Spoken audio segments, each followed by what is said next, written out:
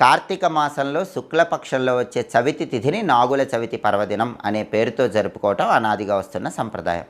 2025 సంవత్సరంలో అక్టోబర్ 25వ తేదీ నాగుల చవితి వచ్చింది. ఆ రోజు సర్పదోషాలు, సర్పశాపాలు, రాహుకేతు దోషాలు, కాలసర్పదోషాలు వీటన్నిటి నుంచి బయటపడటానికి కొన్ని ప్రత్యేకమైన విధి విధానాలు పాటించాలి. వాటిలో ముఖ్యమైన విధి విధానం ఏంటంటే, నాగుల చవితి రోజు మహిళలందరూ పుట్ట దగ్గరకు వెళ్ళాలి. కేవలం మహిళలు మాత్రమే కాదు, పురుషులు కూడా పుట్ట దగ్గరకు వెళ్ళి పుట్ట పూజ చేసుకోవచ్చు.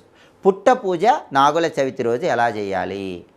పుట్ట దగ్గరకు వెళ్ళగానే ముందుగా పుట్ట మీద పసుపు కలిపిన నీళ్లు చల్లాలి. చాలామంది పుట్ట దగ్గరకు వెళ్ళగానే పుట్టలో పాలు పోస్తారు, కానీ అలా చేయకూడదు. ముందుగా పుట్ట దగ్గరకు వెళ్ళగానే పుట్ట మీద పసుపు కలిపిన నీళ్లు చల్లాలి.